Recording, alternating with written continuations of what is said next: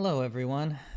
Today we've got another Chris Booy video, this one titled I Don't Want to Be Defenseless Castle Law Update. Let's load up the video for you now.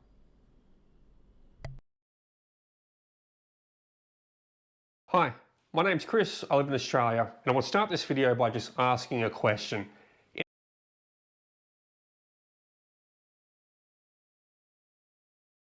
In a home invasion, how long do you think it would take for the police to show up to assist you? The average response time is 12 minutes, so how much harm do you think a home invader could do to yourself, your family, your kids, your grandparents maybe, grandkids maybe? How much harm do you think that they could do to yourselves in 12 minutes? Previously, I did a video on castle law and explaining castle law, and Queensland has a bill going through right now. It's been suggested as a change to the law in Queensland, and I just want to do an update on the status of where that's all up to. Now, I've done a video in the past where I've talked about castle law, ran through all the examples, explained it pretty thoroughly through, but just as a very high level, castle law is a bill within Australia, well, within Queensland, Australia, one state's going for it right now, where the issue it's trying to solve is that when a criminal breaks into a home, they have just as much, if not more, rights than the defender of the home. If you were trying to defend your home, you can only use proportional, reasonable force to the threat, which is the home invader. Now, proportional, reasonable force, that's something determined in the courts after the event, after the home invasion has occurred and the police are all involved for it. But what it leaves is the person who's trying to deal with a home invasion to their own house, trying to second guess themselves. And in a home invasion, seconds matter. In first aid, seconds matter. In a fire, seconds matter. So when it comes to a home invasion, seconds matter. Every second, as soon as someone moves into your home without your permission, they break in, they come through, they're showing threat, they want to apply force to you. Every second matters from that point, and you can't be second guessing your actions in the moment. You need to act. The fact is, under current Australian laws, if a violent criminal breaks into your house and you exceed what's considered proportional, reasonable force on them, defending yourself, defending your family, for acting in that moment and exceeding what's been thrown towards you, you can end up in jail. You end up in jail, you end up behind bars, you'll be prosecuted for your actions, for trying to do the right thing of defending yourself. It should be your right to defend yourself in your own home. It's pretty insane how the laws are going, and as I said, you know, who controls the laws? It's the government, and everything is by design. So it seems like the reason why they're doing this is to create some chaos, right? They want to, and they're using empathy and being understanding of the criminal and all this to somehow lighten punishments on criminals, which is insane. And the fact that they even put proportional and all this other nonsense language to do with force that you're allowed to apply onto a home invader is just ridiculous. Why? Because what would be proportional when they've already come into a space that is not theirs? They already have the intent to go and steal something in somebody else's home. I wouldn't say it's, I mean, I don't know if that would be categorized as violence from the offset, but I mean, it's very, very close, right? You could have gone to the supermarket and stolen food, for example. To go to somebody's house to steal food, it almost suggests that it's not really for survival means, right? Like you're going into somebody's house to steal something of more value than food normally. And with me, if you already have that mindset, it's not really a survival mindset anymore. It's the mindset of a thief, of a criminal. And so if somebody is coming into your house with the intent to steal from you or harm you, then you should be able to use whatever force is necessary to get that person to stop. If it gets to the point where that person tries to kill you, then yes, you should be able to kill them. But I think from the outset, from the very beginning of you spotting somebody within your property that you have not allowed into your property, I think you have the right to at least beat them until they've passed out and call the police if they do not run. If you see them and they start running, okay. But if you see them and they are not running and they try to stay and continue, or they try to attack you, I think that you have every right to use whatever force is necessary to get that person unconscious and call the police. I mean, that's what I see. That's what I believe. I believe that that is the morally correct stance. And I believe that the government stance is not morally correct, right? I believe it is immoral. I believe that it is playing towards this game that they have going on where they want to divide people within society. And it's just stupid, right? Because the other side will, come up with a bunch of anecdotal evidence like, oh, but I knew somebody that wasn't a criminal or a killer, and they just went into somebody's house because, they were trying to, score some food or whatever. Yeah, that's great. Maybe you should suggest to them to steal from the supermarket instead of trying to argue with people to allow criminals into their home, right? It doesn't matter what really the intent is sometimes. What matters is the actual action. And the actual action is you are going into not a public space.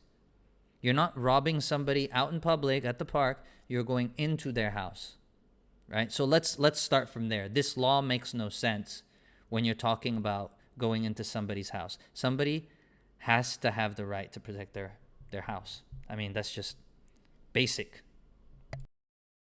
Castle law is a man's home is his castle, and a man should be able to defend himself within his castle without prosecution. The current self-defense laws in Australia put the person defending their home who's in the moment trying to act, it puts them in a position where they have to choose instantaneously, will I be judged by 12 or carried by 6? By introducing castle law, it essentially removes the being judged by 12 aspect from it. So it's either you defend yourself or you're carried by 6 in a home invasion. So instead of the defender of their own home having to think twice, it shifts the onus across onto the invader of the home. The criminal trying to break in, it shifts the onus across to them to have to think twice before they break in, because that decision to break in could be the last decision they ever make. So the castle law petition in Queensland popped up at the start of July, and so far it's up to over 90,000 signatures on it. And that petition, it closes at the 24th of the 10th. So 24th of October, that petition closes. So there's still time to sign that petition if you want castle law in Queensland. It's for Queensland only on this petition, guys. I'll touch base for other states later. But if you want to have castle law, to have the right to defend your home without prosecution from a home invasion, the link's down below in the description to sign. Nick Demetto from the Qatar Australia Party, he's the politician behind this one. He's the one that's sponsoring it. He's the one who's driving it through. Once we hit the end date on the 24th of October, Nick Demetto, he's going to be the one who has to take it into the government, try and get it all worked out. They're going to work on it through. They're going to, get through the nitty gritty and then try and get it voted for. Try get the other politicians to vote for this and to put castle law into effect in Queensland. Now, if you live in... Okay, so I completely misunderstood. So basically it is about a law that's coming in that will allow people to protect themselves, and all this time we've been living in nonsense land. Well, if that's the case, then I'm fully supportive of this bill. Certainly with 91,000 signatures, you would hope that it goes through. But knowing the government, they're probably going to make a number of amendments to it that will keep the game going a bit more. Again, they raise crime. They know crime is going up. Then they make sure that laws are in place where it's pretty much difficult for you to defend your own home. So now they have to have another politician come up with a new law for you to have the rights that you should originally have under any moral and sensible law. Or legal system, sorry. So the game just keeps going. In other states, I'm in Queensland, I'm talking about Queensland right now, but if you live in other states and you want castle law to be put forward for your state, Victoria, holy crap, you need it more than anyone else right now. Your state's a mess. But any other states around Australia. All you need is one politician on board. So email your politicians, email them saying, hey, I want castle law. Even send a link in the description, say Queensland's doing this. We want something similar to this in our state. And all you need is just one politician to step forward, to have the courage to step forward and then bring that fight forward to say that, you know what, people in my state have the right to defend themselves in their home without prosecution. But, you know, I mean, it's a good thing to promote this legislation and to try to get it pushed across all the other states. But again, at the same time, it's just like, why have we reached this stage where sensible laws have to be pushed by the people? Because all we're getting is just ridiculous things being pushed through by the actual politicians. It just seems like if you're going to trust them to push this through, it's not really going to do what we want to anyways, right? The system is already just too messed up. even Stevens, the bill still needs to be picked up, needs to run across through the government process for it all, needs to be put together, worked on, and then needs to be voted on by other politicians, including politicians from opposing parties, to get like a majority to push that bill ahead. Any politician who is voting against castle law as it pops up in their state, they're voting against your right to self-defense in your own home. They're voting against your interest. But just a short video, guys. So the link for Queensland's castle law petition is down below in the description. If you haven't signed it and you feel that you need the right to defend yourself in your own home against a home invader without prosecution, links down below in the description. And that, guys, what's your thoughts on castle law? Let me know down below in the comments. Does Queensland need castle law? Does your state need castle law? Is Australia so defenceless right now that we've just lost the plot? What happened to the right to defend yourself in this country from a criminal? Let me know your thoughts down below in the description, and I'll see you in the next one. So, what are my thoughts on castle law? I suppose now that I know about what he's talking about in comparison to the beginning of the video, I would say it's a good thing. The actual law, the legislation is a good thing because it makes sense. But as a whole, the situation makes no sense at all. How do you get to a state where, you know, Westphalia, the Westphalia Treaty was when, you know, all the European nations that wanted to become nations or countries at the time, and they started drawing borders and they made treaties between each other. This is my line, this is my border, this is my country. And essentially the whole basis of that system was property.